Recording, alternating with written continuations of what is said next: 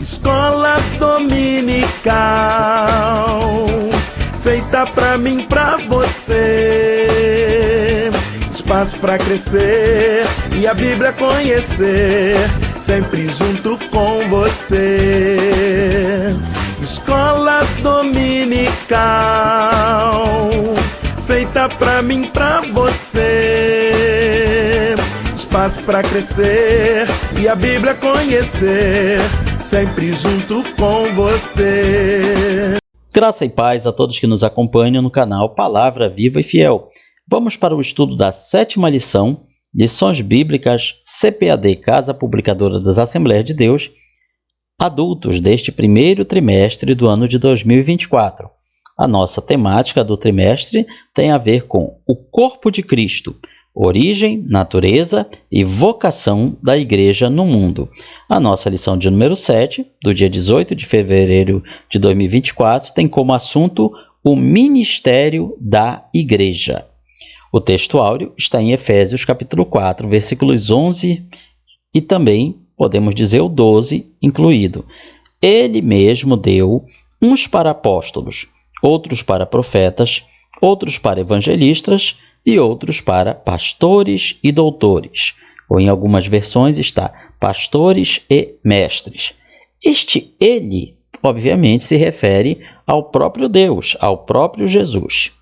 A verdade prática nos diz que os dons ministeriais foram dados com o objetivo de edificar a igreja e promover a maturidade de seus membros.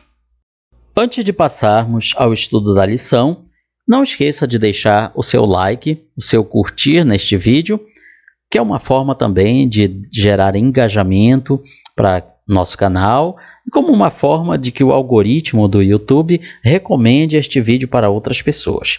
Espalhe a boa semente neste grande campo virtual, neste grande campo missionário que é a internet. A introdução do comentário nos fala que nesta lição veremos o ministério em suas diferentes funções e ofícios, bem como as qualificações que biblicamente são exigidas para o seu exercício. Primeiramente, mostraremos que, de modo bíblico, todo cristão exerce um ministério sacerdotal que o habilita a ministrar diante de Deus. Nesse sentido, não há diferença entre membro e liderança, todos são sacerdotes de Deus. Ou seja, nós temos a doutrina chamada sacerdócio universal dos crentes. Todos os crentes, num sentido amplo, eles são sacerdotes. Por outro lado, as Escrituras mostram claramente que Deus escolheu determinadas pessoas para funções e ofícios específicos.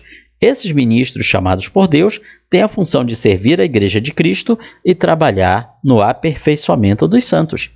Veja, portanto, que cada obreiro ou obreira, longe de ser uma liderança como se estivesse num patamar mais elevado, na realidade, ele tem uma função muito mais elevada. Ele tem uma tarefa maior e responsabilidades maiores. Vamos ao primeiro tópico, o ministério sacerdotal de todo crente. Primeiro falamos sobre o sacerdócio no Antigo Testamento. A prática do sacerdócio é bem antiga entre os hebreus. Ela saiu da esfera familiar para se tornar uma complexa prática cerimonialista.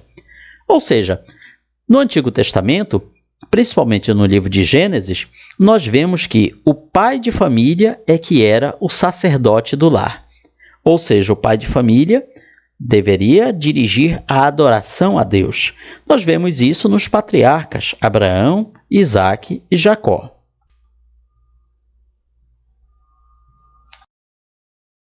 Por isso que o nosso comentarista destaca no item 2 que na era dos patriarcas encontramos o chefe da família exercendo essa função. Terceiro, Israel como nação foi posto como sacerdote para outros povos, ou seja, a finalidade da nação israelita é que servisse como intercessor entre as outras nações e o Deus de Israel. E quarto, no Monte Sinai, o Senhor Deus limitou a prática sacerdotal à família de Arão e à tribo de Levi. Portanto, das 12 tribos de Israel, apenas uma, a tribo de Levi, poderia gerar sacerdotes. E das várias famílias da tribo de Levi, apenas uma, a família de Arão, é que poderia gerar sumos sacerdotes, supremos sacerdotes. Segundo item, uma doutrina bíblica confirmada no Novo Testamento. O Novo Testamento apresenta o sacerdócio da Antiga Aliança como um tipo de Cristo, um símbolo de Cristo. Dessa maneira, Cristo acaba sendo representado pelos sacerdotes da Antiga Aliança. É muito comum nós vermos na iconografia cristã evangélica, principalmente dos tempos recentes, Jesus vestido como um sacerdote levita, como um sumo sacerdote da família de Arão. Porém, isso não é correto. Porque, como não era descendente de Levi, como era da tribo de Judá, Jesus não teria direito a utilizar aquele tipo de vestimenta. Deus sempre deixou muito claro nos textos do Antigo Testamento que aquela roupa sacerdotal, também chamada de éfode, que era usada pelo sumo sacerdote, somente poderia ser usada por um descendente de Arão. E Jesus não se encaixa nessa descrição. Portanto, essa maneira de representar Jesus como sumo sacerdote não é correta. Então, alguém poderia se perguntar, e como Jesus é representado? Da maneira que ele aparece em Apocalipse ao apóstolo João, com uma roupa branca e um cinto de ouro. Essa é a sua vestimenta sacerdotal. Alguém poderá dizer, mas isso é muito simples. A de Arão era muito mais elaborada. Claro, porque ela envolvia cada material, representava algo que termina onde? Em Cristo. Já Cristo, sendo o antitipo, ele não precisa mais de outras representações. Por isso que a sua vestimenta seria bem diferente e mais simples. Assim, dessa forma, Jesus ele é o derradeiro sacrifício pelos pecados do povo.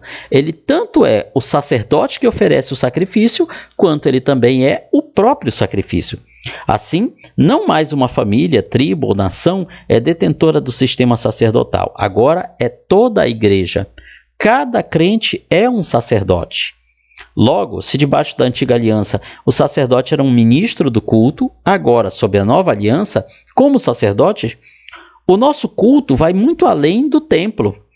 A nossa própria vida, o nosso próprio corpo, tudo que há em nós é o sacrifício vivo.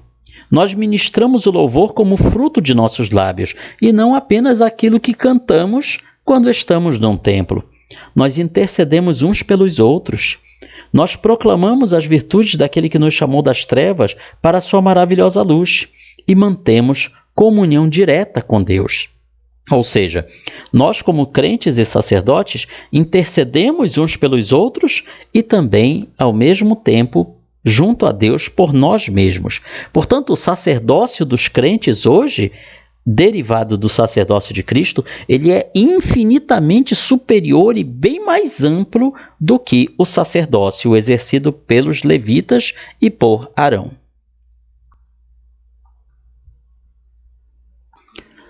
No terceiro item, lemos sobre uma doutrina bíblica resgatada na Reforma Protestante. No catolicismo romano, o sacerdócio é limitado à figura dos padres. Quando falamos padres, incluímos os demais cargos, bispos, arcebispos, o clero de uma maneira geral. Não há função sacerdotal para os membros da igreja no catolicismo romano. Nesse caso, o Papa é considerado o vigário de Cristo aqui na Terra, o representante de Cristo na Terra. Por isso, cabe destacar aqui que o resgate dessa doutrina do sacerdócio universal dos crentes, tal qual se encontra no Novo Testamento, foi uma obra da Reforma Luterana do século XVI. Para o reformador alemão, qualquer cristão verdadeiro participa dos benefícios de Cristo e da Igreja. A Reforma pregou um retorno radical às Escrituras, como bem definiu seu slogan, o sola Scriptura, ou seja, somente a Escritura. Isso porque no catolicismo romano existem outras duas fontes de autoridade igual à Bíblia, que é a tradição e o magistério, formando um tripé. Só que o que Lutero defendeu é que tradição e magistério não têm peso igual à Bíblia. Só a Escritura é que realmente tem o peso de ser a regra suprema de fé e prática para o cristão. Nas páginas da Sagrada Escritura, podemos ver a grandeza dessa preciosa doutrina, a doutrina do sacerdócio universal dos crentes. Vamos ao segundo tópico, a estrutura ministerial do Novo Testamento. Você já aproveitou para deixar o seu curtir, o seu like aqui neste vídeo? Se ainda não fez isso, faça agora. Passamos então para esse tópico importante que fala sobre, inicialmente, o quíntuplo ministério. Por que quíntuplo? São os 5 ministérios: apóstolos, profetas, evangelistas, pastores e mestres, como lemos em Efésios 4:11. Primeiro, falamos de apóstolo. O termo apóstolo, ele tem surgido com mais vigor nos tempos recentes. Muitas igrejas são lideradas por pessoas que se atribuem, que têm o título de apóstolo. Porém, apóstolo é muito mais do que um título eclesiástico. Significa alguém que é enviado em uma missão. O termo apóstolo no grego aparece em Mateus 10:2, Lucas 22:14, Atos 13:2. Alguns requisitos podem ser destacados para alguém ser um apóstolo. Primeiro, ter estado com o Senhor Jesus. Vemos isso em Atos 1, 21 a 22, quando é escolhido Matias para ocupar o lugar de Judas Iscariote. Ou seja, Jesus não tinha apenas os 12 apóstolos, ele tinha mais. A Bíblia menciona no Evangelho de Lucas pelo menos 70 pessoas. Então, dessas 70, Jesus escolhe os 12. Portanto, ter estado com Jesus era requisito para ser um apóstolo. Alguém poderá dizer, mas e Paulo? Paulo não esteve com Jesus enquanto ele estava vivo. Mas a resposta é que Paulo esteve com Jesus após ter ressuscitado. Vemos que Paulo ele tem um encontro com Jesus na estrada de Damasco. Ele também teve revelações do próprio Jesus para ele. Então, nesse sentido, ele preenche os requisitos para ser um apóstolo. Além disso, Paulo também foi uma testemunha da ressurreição de Jesus. Isso era outro requisito para ser apóstolo. Ter visto o Senhor. Paulo viu o próprio Jesus na estrada de Damasco. Ter operado sinais e maravilhas. Paulo também preenche este requisito, assim como os demais 12 apóstolos escolhidos pelo próprio Jesus. Assim, no Novo Testamento, o apostolado pode ser visto mais como uma função do que um ofício. Então, por exemplo, quando a igreja envia um missionário para abrir trabalhos onde ainda não haviam sido nomeados crentes, onde o evangelho ainda não tinha chegado, aquela pessoa pode ter o cargo de missionário, porém a sua função é de um apóstolo, porque ele está sendo enviado pela igreja. Está sendo enviado pela igreja justamente para aquele trabalho ser aberto. Então, a sua função é uma função de um apóstolo. Óbvio que os demais requisitos que são mencionados aqui acabam não sendo preenchidos, porque dos apóstolos originais, dos 12 originais, e aí incluímos também o apóstolo Paulo, eles preenchem todos estes requisitos aqui. O segundo ofício é o ofício de profeta. O profeta era alguém inspirado e autorizado para falar em nome de Deus. Nesse aspecto, ele era um porta-voz de Deus. No Novo Testamento, o profeta exortava, consolava, trazia a revelação do futuro. Contudo, a Escritura distingue o ministério de profeta do dom da profecia. São coisas parecidas, mas não iguais. Assim, somente alguns eram chamados para ser profetas, enquanto que todos poderiam exercer o dom da profecia. Ou seja, o profeta é uma coisa, o dom da profecia é outra coisa. Alguém, para ser profeta, obviamente terá o dom de profecia, mas não significa que toda pessoa que exerce o dom de profecia é um profeta. Isso somente poderá ser detectado ao longo de um exame de toda a sua vivência cristã. Também é muito comum nos dias atuais chamar de profeta a pessoa que é pregador. Pregação é uma coisa, profecia é outra coisa. Portanto, tomemos muito cuidado para não misturarmos indevidamente esses termos, essas funções, esses ministérios. A pregação, por mais excelente que ela seja, ela não é a mesma coisa que uma profecia.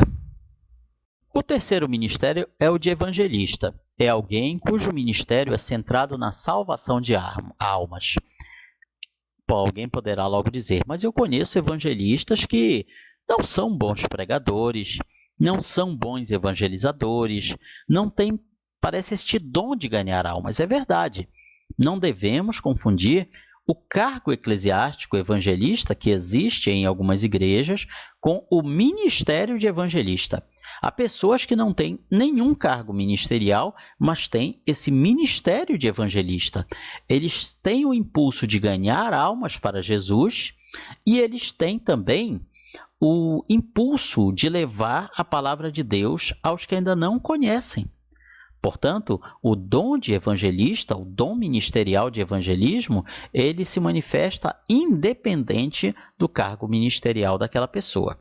Temos aí, de maneira bem resumida, os dons de pastores e mestres. O pastor possui a função de apacentar, enquanto o mestre possui o dom de ensinar. Hoje em dia, nós temos muitas pessoas com o cargo de pastor, mas nem todos têm o dom de pastor. Nem todos que têm o título têm o dom. O ideal seria que todos assim o tivessem. Mas, porém, algumas pessoas têm o título de pastor, mas o seu dom é de profeta, é de evangelista, é de mestre. Nós não temos o cargo de mestre em muitas igrejas, mas muitas pessoas têm o dom de ensinar a palavra de Deus e ensinar de uma maneira magnífica, uma maneira que, muito além das palavras, pode levar as pessoas a entenderem realmente o que está sendo ensinado.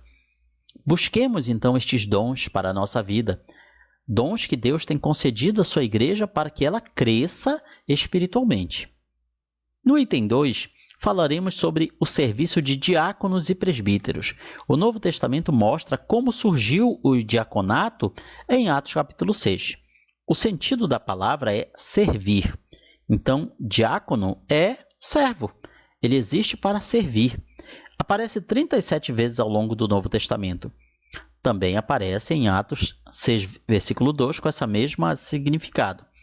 Da mesma forma, o substantivo grego diaconia aparece 34 vezes no texto do Novo Testamento, com esse mesmo significado, o sentido de servir.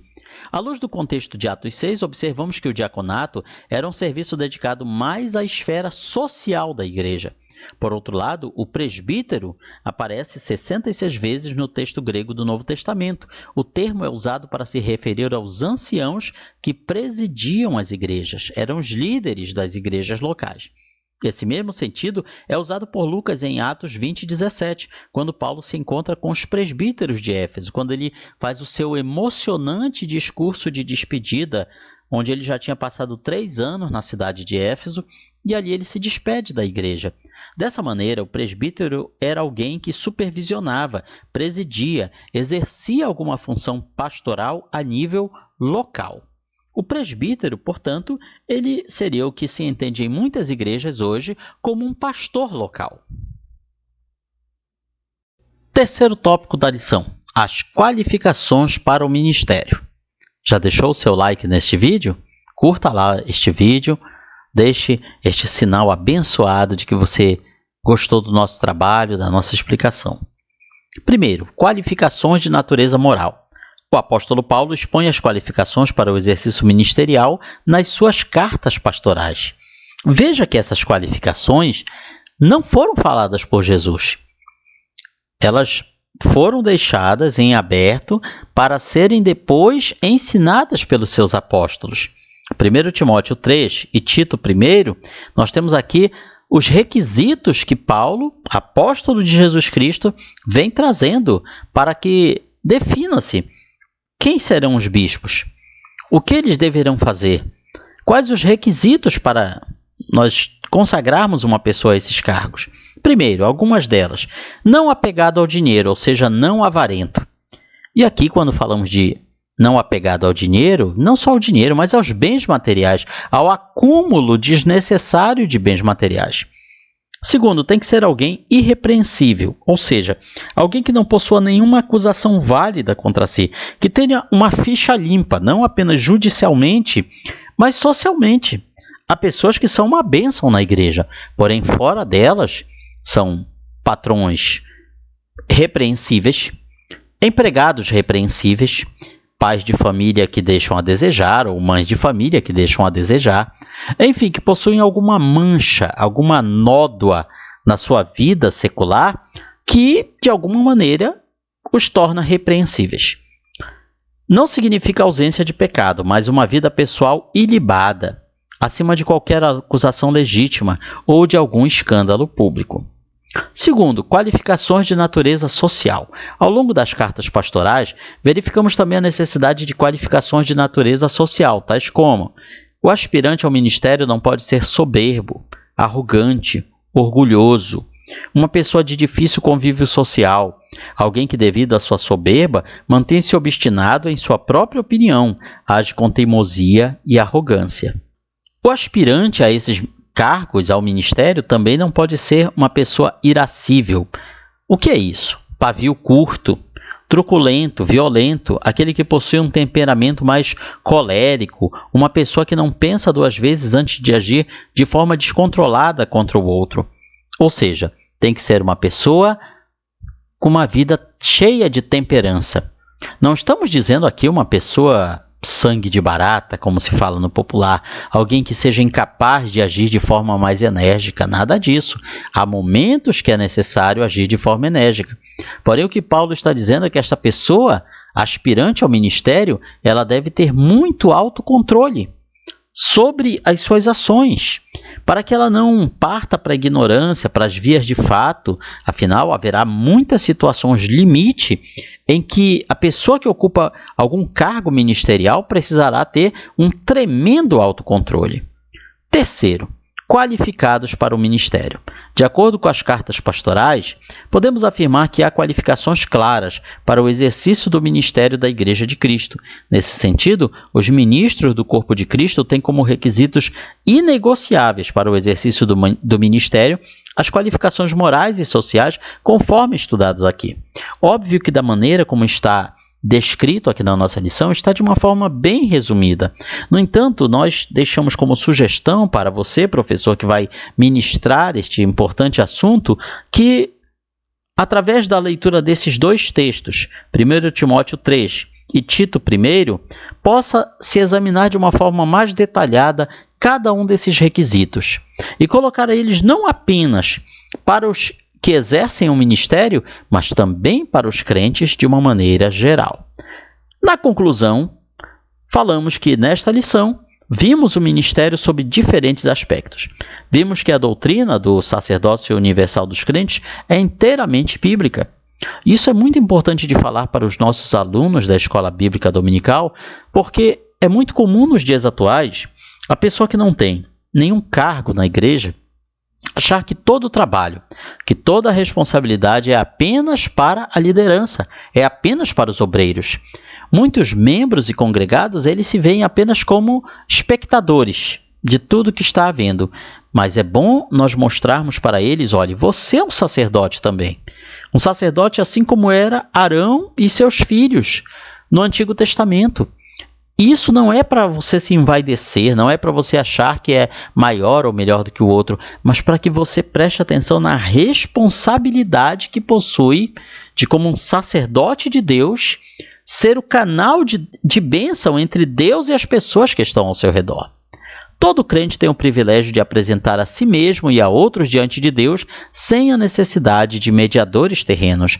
Então é sempre bom deixar claro que a função pastoral não é exatamente igual como era do sacerdócio do Antigo Testamento. Há muitos crentes que imaginam que Deus só os abençoará se tiverem um intercessor entre Deus e eles, como no caso a figura pastoral. Não é bem assim. E nós mesmos, pastores, precisamos ter esse entendimento. Somos um canal de Deus, de bênçãos entre Deus e a nossa igreja, a nossa congregação? Sim, somos. Devemos ser assim. Porém, nós não somos os únicos. Nós não temos o monopólio, a exclusividade dessa intercessão, dessa mediação. E isso, infelizmente, alguns pastores ainda não entendem, precisam entender. Vimos também que Deus pôs na igreja alguns para os exercícios de determinadas funções específicas. Esses ministérios devem ser vistos como dons, ou seja, como presentes de Deus à igreja. Portanto, você que tem o ministério de apóstolo, de profeta, de pastor, de mestre, de evangelista, entenda que você é um dom para a igreja, você é um presente de Deus para a igreja. E se você é um presente de Deus para a igreja, se comporte como tal. Haja como um presente de Deus para a igreja do Senhor nos dias de hoje. Aqui está, portanto, um resumo da nossa lição, da nossa 7ª lição deste primeiro trimestre de 2024. E na sua escola bíblica dominical você vai aprender muito mais. Deus abençoe a sua vida, comente, curta, compartilhe este vídeo, espalhe a boa semente aos corações. Que Deus nos abençoe.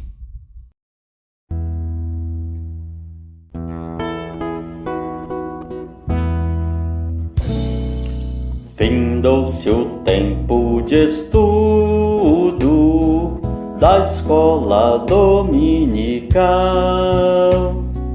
Boa lição aprendemos do nosso Pai Celestial.